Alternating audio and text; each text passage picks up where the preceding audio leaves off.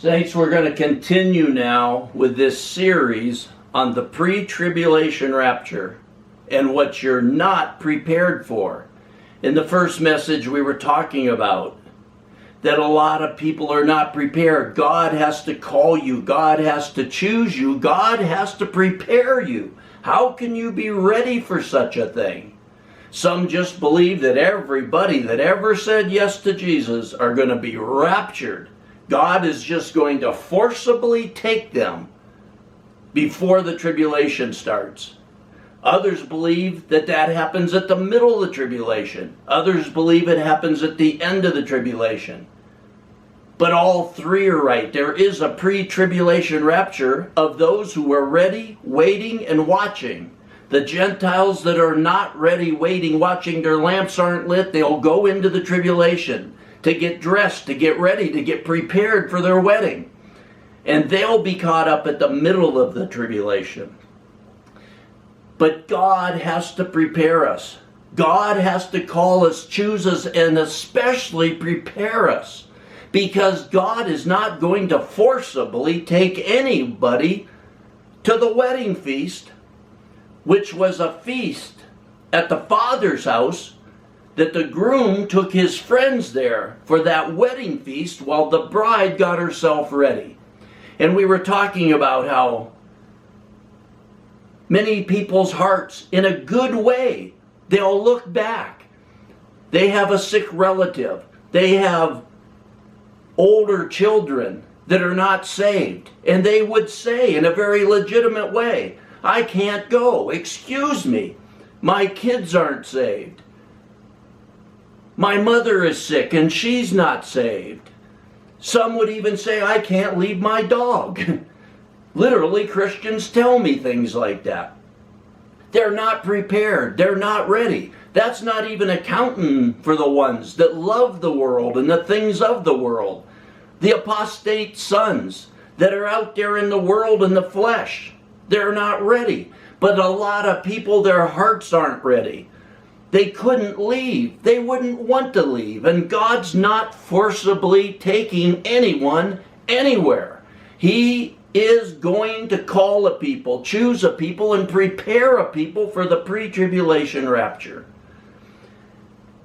So now we want to talk about, see it in another way, in Lot's wife. This is the pre-tribulation rapture and what you're not prepared for, and Lot's wife. Because in Luke chapter 17, let's start in verse 27. The Lord's talking about the end times. He's talking about His coming. And as we've had other messages on the days of Noah, He says here, let's start with verse 26. Luke 17:26. And just as it happened in the days of Noah, so it shall be in the days of the Son of Man. We've had other messages on that. Verse 27, they were eating, they were drinking, they were marrying, they were given in marriage until the day that Noah entered the ark and the flood came and took them all away. Listen here, saints, verse 28. It was the same as happened in the days of Lot. They were eating, they were drinking, they were buying, they were selling, they were planting, they were building. But on the day that Lot went out from Sodom, it rained fire and brimstone from heaven and destroyed them all. And then he goes on and says, remember Lot's wife. What can we learn from this and see this that's been so distorted? I couldn't believe this as I looked through commentaries to see what the prevailing thoughts out there was on this. Because in verse 32, the Lord says, remember Lot's wife. Whoever seeks to keep his life shall lose it, and whoever loses his life shall preserve it. I tell you, on that night there will be two men in one bed. One will be taken, the other will be left. There will be two women grinding at the same place. One will be taken and the other will be left. We've had other messages in the book of Matthew These are Christians. One's taken, one's left. One's ready, one's not ready. We saw in the last message how a number of people are saved in the tribulation and go into the tribulation that no one can count. If you didn't see that, go and see the previous message. But there's hundreds of millions of Christians in the tribulation. It's in Revelations. We went over that. See the last message if you didn't see that. Because right now we're talking about, he said to remember Lot's wife. And he said one will be taken and one will be left. And what can we see about Lot's wife? Because as God is about to destroy Sodom and Gomorrah, as fire is about to rain down from heaven, Lot, his 2 daughters, and his wife are called out of Sodom and Gomorrah. And the angels come and they tell them, do not look behind you. As you're coming out, don't look behind you. So as they're coming out, we all know this story, that in Genesis chapter 19, verse 26, but Lot's wife, because they were all told in verse 17, and it will come about when they had brought them outside, that one said, escape for your life. Do not look behind you.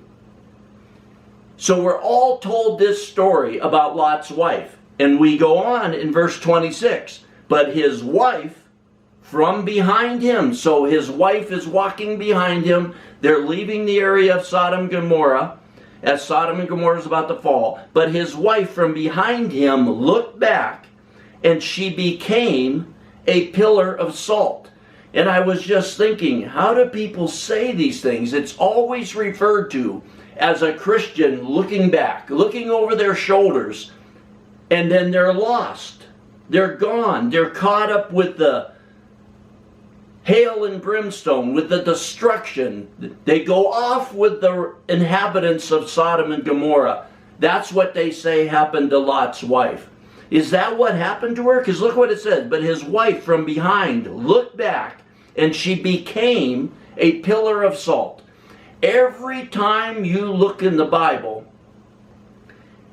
and see or look up or are talking about salt, it's always a good thing. Salt in the Bible means to be lasting. It's permanence. It refers to loyalty, durability, fidelity, usefulness, value, and purification throughout the Bible. But they try to tell you that Lot's wife, as Sodom and Gomorrah is falling, she's walking out and she looks over her shoulder, and then she goes off with Sodom and Gomorrah into destruction. She's lost with them. Is that what's happening?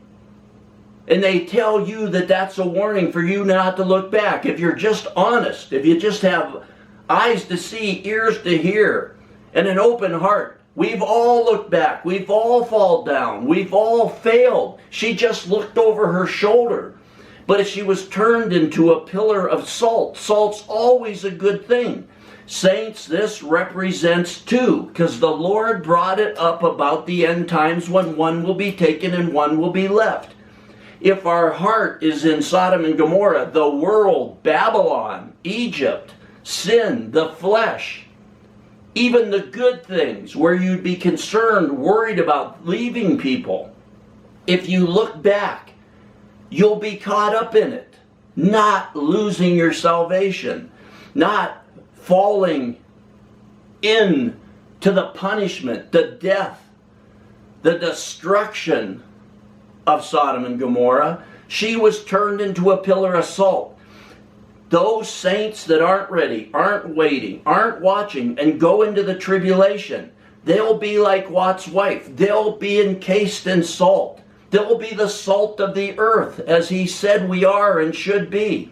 They'll be that permanence, that lasting thing, that loyalty, that durability, that fidelity, that usefulness, that value, that purification that salt represents. And some people want to say, no, that's just showing you that you can't look back. Lot's wife looked back, and then she went with the inhabitants of Sodom and Gomorrah into eternal punishment. That is not what it says, because his two daughters, they didn't look back. Why did Lot's wife look back? She is what I was saying in the first message. Who knows what was in her heart? Maybe she had a sick friend. Maybe she had some other relative there. Maybe she just loved the shopping, the time, the security of Sodom and Gomorrah. She wasn't longing to go into destruction that she knew was coming. She just looked over her shoulder. Her attention, her heart went to something else back there. And she didn't go out with Lot and the other two daughters, but she was turned into a pillar of salt. That's not destruction. That's these good things we just said. But here's something else for you that just, oh no, she went to hell, she went into punishment, she just went to destruction with Sodom and Gomorrah. That's what it represents. Then let me ask you this. Here's something that many of you maybe don't know about the Bible. Maybe it's too much for you right now, but I want you to understand something. I want you to see something. The two daughters did not look over their shoulder. They kept walking forward. They kept their eyes forward. And they're always shown as these virgins in white and walking out with Lot as the wife just looked over her shoulder. But what are these two daughters? Are they superior people? Are they better than the mother who just looked over her shoulder, but they didn't look over their shoulder? Look what happens right after this, saints. In Genesis 19:31, Lot has went with his two daughters, and now they're living in a cave because they're afraid of the people, is what it seems like. The people might blame them for this or be displeased with them that they were spared or that they caused it. So they're hiding in caves. And look what happens concerning the two daughters. And let's start with verse 30. And Lot went up from Zorah and stayed in the mountains, and his two daughters with him, for he was afraid to stay in Zorah. And he stayed in a cave, he and his two daughters. Now listen to this, saints. You might have to grow up and not be babies in a nursery to hear this. But let's see about the pre-tribulation rapture in what you're not ready for. Lot's wife just looked over her shoulder. Her heart, her attention was somewhere in Sodom and Gomorrah. And everybody tries to make it look like, yeah, she went to destruction. The daughters went straight forward. But look what they're doing next once they're living in these caves. Genesis 19:31. Then the firstborn said to the younger, our father is old, and there is not a man on earth to come into us to have sex with us after the manner of the earth. Now the first thing they're thinking about, these two daughters that are shown to be righteous, they didn't look over their shoulders. And now right away they're like, the people hate us. We're afraid of the people. And now there's not a man that's going to want us. So what do they come up with? The two that went on forward and didn't look back? Come, let us make our father drink wine, and let us lie with him, that we may preserve our family through our father. Immediately they come up with this thing, that they're going to have sex with, they're going to get their father drunk, they're going to have sex with him, that they can have offspring, and their family and their line can go on. So they made their father drink wine that night, and the firstborn went in and laid with her father, and he did not know when she lay down or when she arose. So Lot got drunk with him, but when he was too drunk to know what he was doing, they went in. The first one went in and laid with him. And it came about on the morrow that the firstborn said to the younger, now the next day, the firstborn, who had already laid with her, got her father drunk and laid with him, said to the younger one, Behold, I lay last night with my father. Let us make him drink wine tonight also. Then you go in and lie with him, that we may preserve our family through our father. They're not trying to be evil about it. In the flesh, they think this is the best thing to do. Nothing is accomplished for God and the kingdom of God through the flesh. It can be from the most minor of the flesh to the worst of the flesh. Some people have good intentions and do horrible things. But these two, this was their idea. Verse 35, So they made their father drink wine that night also, and the younger arose and laid with him, and he did not know when she laid down or when she arose. Thus both the daughters of Lot were with child by their father. And the firstborn bore a son, and called his name Moab, for he is the father of Moabites to this day. And as for the younger, she also bore a son, and called his name Ben-Ammi, and he is the father of the sons of Ammon to this day. So they went in. Oh, I'm not trying to get into the issues of this. I'm just trying to tell you. All these commentators, all these teachers, they want to tell you if you look over your shoulder, you're not worthy of the kingdom of heaven. You got to keep forward. You can never look back. We all fall. We've all failed. We've all failed. Lot's wife just looked over her shoulder. She had something she was concerned about. Something that her heart was in.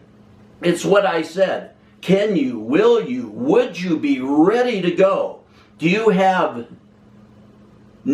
ability to leave sick ones, young ones that are not going, they're not saved? They're a relative that's not saved. They're a neighbor you care for. Half the people nowadays, they don't want to leave their dog for 20 seconds.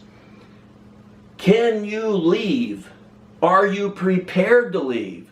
Knowing that they're going to go through 3.5 years of tribulation. They're also going to, the Christians are going to have the latter-day rain poured out upon them. They're going to get dressed. They're going to get ready for their wedding. But I wanted you to see this because they all put Lot's wife, because she looked over her shoulder, with Sodom and Gomorrah, gone with Sodom and Gomorrah, destroyed with Sodom and Gomorrah, put with Sodom and Gomorrah for eternity. But she was encased in salt. The ones whose hearts ain't ready to leave, the ones that will be looking back, the ones that aren't yet prepared, they will become the salt of the earth. They will be that thing that the salt represents. They'll be left. They'll be caught up in the tribulation. But they will be lasting. They'll be loyal to the Lord. They'll have durability, fidelity, usefulness, value, purification as they get ready for their wedding and as they prepare the way of the Lord.